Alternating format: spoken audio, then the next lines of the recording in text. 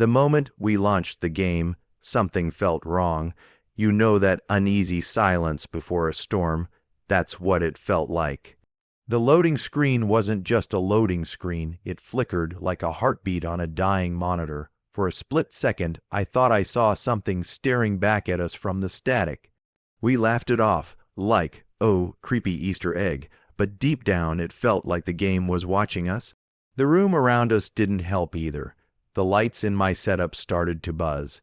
My headphones picked up this faint crackle, and my controller vibrated even though the game hadn't started. My chest tightened. I couldn't shake the feeling that pressing start would change something we couldn't take back. When the menu finally appeared, it wasn't like the trailers. The cheerful music, gone. The bright visuals, drenched in a dull, gray haze. The title didn't even read the same. Instead of parallel realities, it just said, one of many. I stared at it for way too long, my palms sweating on the controller. My friend sitting next to me nudged me and whispered, just press it. It's just a game. But the way he said it, like even he wasn't sure, made my skin crawl. I swallowed, hit start, and instantly the room around us felt heavier. Like gravity itself had doubled. My heart thudded in my ears, each beat louder than the last. The screen went black for a few seconds, just long enough for doubt to creep in. Was it frozen? Was something wrong? Then a whisper came through my headset, not in the game, in my headset. A voice that wasn't mine, a voice that wasn't his, just a low murmur saying, "You shouldn't have come here." We froze. Both of us yanked off our headphones at the same time. Why? Died. The room was dead silent. No one else was there. Just us. My friend forced a laugh, trying to brush it off, but I could see it. The same chill ran through him. And then the game screen lit back up. A single hallway stretched out before us, dark, endless, and pulsing with shadows that moved like they were alive. My thumb hovered over the joystick, but I didn't move, not yet. My breathing was shallow, my hands trembling. Because in that moment I realized something. This wasn't just a game. It felt connected. Like each choice we made here would ripple into something far beyond the screen. And just when I thought we could back out, turn it off, unplug everything, the screen flashed white, the speakers screeched, and for a single frame I saw it. A face not human, not even close, just staring at us. We didn't know it yet, but from that second on there was no way out. The hallway in front of us stretched endlessly, its walls cracked and wet, like something was breathing just behind them. The flickering lights above weren't just game effects. They synced with the flicker of my own lamp in the room. I blinked, rubbed my eyes, but it was still happening. My setup lights were mimicking the game.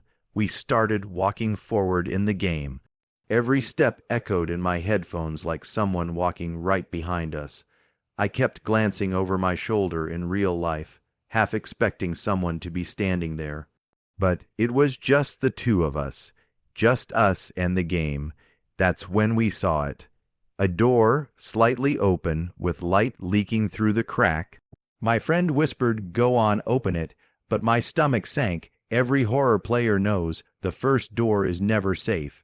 My thumb hesitated over the joystick, but something strange happened. The character on screen moved forward without me touching anything. I swore out loud, "I'm not doing this." I showed him the controller, thumbs off, but the character kept walking. Slowly, deliberately, until we were standing in front of the door. The sound design was insane. Our character's breathing grew shallow, raspy, like mine. I pressed every button I could to stop it, but nothing worked. The game was playing itself. The door creaked open. The screen went black for a second, and then boom, bright light exploded into the room, not just in the game. In my room, my monitor lit up like a flashbang, and the reflection showed something behind me for a split second. A shadow that didn't belong to either of us. My heart skipped. I whipped around so fast I almost knocked the chair over. Nothing. Empty. My friend muttered under his breath, "No, no, no, dude, I saw that too." Inside the room on screen, there was a single object, a mirror. Dirty, cracked, but reflecting something strange. Not the character, not the hallway. It was reflecting us. Me, him, my room, exactly as it looked right then. We stared, jaws dropped as the reflection moved differently. I leaned left, but the reflection didn't follow. My friend waved his hand on screen. His reflection smiled back at him. Not a friendly smile, a stretched, unnatural grin. We both fell back in our chairs, swearing under our breath, laughing nervously like maybe we could convince ourselves this was just a glitch. Just smart programming, right, but deep down I knew. No developer in their right mind would code that. And just as I reached for the power button to shut it down, the reflection in the mirror tilted its head, looked straight at us, and mouthed the words, "Stay." The speakers popped, the screen glitched, and suddenly the door behind our character slammed shut with a deafening crash. We weren't alone in this game anymore. The slam of that door was so loud it rattled my headphones. For a second, I thought it actually shook the room. On screen, our character spun around, but the hallway was gone. No exit. Just four walls closing in, like the game had rewritten itself to trap us. We stood there, staring at the flickering monitor, frozen. My friend whispered, "Try the door. Try it again." I did. But every time I pressed the button, the screen glitched with this horrible static scream, like nails dragging against glass. The mirror in the center of the room pulsed brighter and brighter, until it wasn't just showing us, it was showing something else. Behind our reflections, another figure appeared, tall, thin, its face blurred like bad reception. At first, it just stood there, motionless. But then, it twitched, jerky, unnatural, like someone skipping frames in a video. My hands were sweating so bad I almost dropped the controller. The figure raised its hand in the reflection, and at the exact same time, the lamp in my room flickered and my door creaked open. Slowly, my heart stopped. My friend spun around so fast his chair screeched against the floor. "Dude, your door," but no one was there. Just darkness beyond the cracked opening. Back on screen, the figure lunged forward in the reflection. The glass cracked, splintering like it was about to shatter. I yanked the joystick back, trying to get our character to move, but the controls were heavy, sluggish, like wading through water. That's when we heard it, the footsteps, not in the game, in my room, soft, uneven, getting closer. I swear my blood went cold. We both went dead silent, listening. Step, step, step. The sound stopped right behind us. I couldn't even breathe. I turned slowly, nothing, just empty air. But when I looked back at the monitor, the figure had stepped out of the mirror. It wasn't in the reflection anymore. It was inside the room with our character. The thing's head snapped toward us, not the character us. And it charged. My friend shouted, "Run, run, run." I mashed every button I could, screaming at the controller. The character bolted, stumbling into a dark corridor that wasn't there before. The screen shook violently, the speakers blared distorted screams, and for the first time, I felt actual fear, not from the game, but from the thought, what if this thing crosses over? We sprinted down that corridor in-game, the pounding footsteps behind us getting louder, closer, so real it felt like they were inside the room with us. My chest burned, my breathing ragged, and I couldn't tell which heartbeat I was hearing, mine, the character's, or something else. At the end of the corridor, a single door appeared, glowing faintly. Safety, or another trap, we didn't care. I slammed the joystick forward, burst through, and the screen cut to black. Silence. For 5 long seconds, nothing. No sound, no movement, just us sitting there, staring, hands shaking. And then, in the middle of the black screen, white text faded in. Slowly, one word at a time, "You can't escape." The words on screen, "You can't escape," hung there like a threat. My throat was dry, my friend was muttering under his breath, "Nope, nope, nope." But the game didn't quit. The black screen melted away, and suddenly we were in a new environment. A room, not just any room, my room. Same desk, same lamp, same messy stack of game cases. On screen, I was looking at myself in my own chair, controller in hand. My stomach dropped so hard it felt like falling. I whispered, "No way, this isn't possible." My friend leaned in closer, his face pale. "That's literally us." He pointed at the monitor. The game wasn't simulating some random space. It had scanned our reality. And then the text appeared again. Player 1, my name. Player 2, his name. Our actual names. Not gamer tags, not profiles, our real names. I froze. My friend slammed the desk, swearing, "How the hell does it know that?" I tried to laugh it off, like maybe it scraped something from our system files, but deep down it didn't feel technical.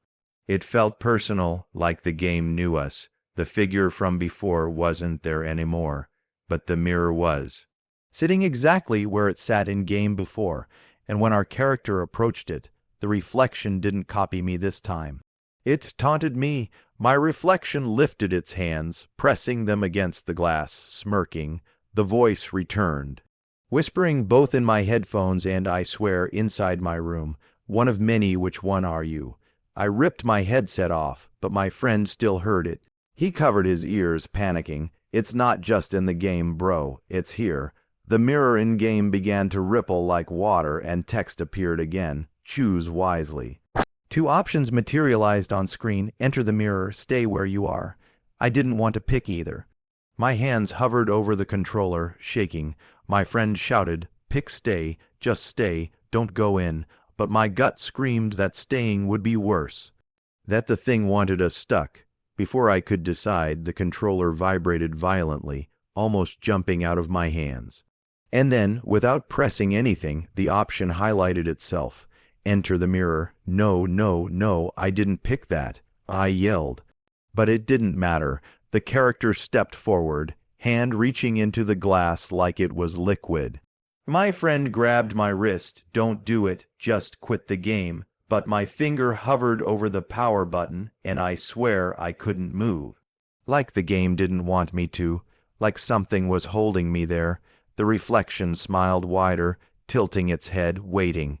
And then the screen went white again. This time, the whisper wasn't in the headphones. It was right behind us. "Welcome to the other side."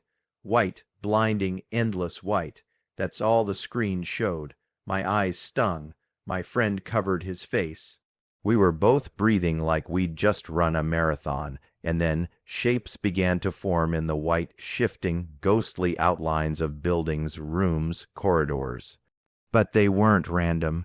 They were all places we knew, places we'd been, my old bedroom, his school.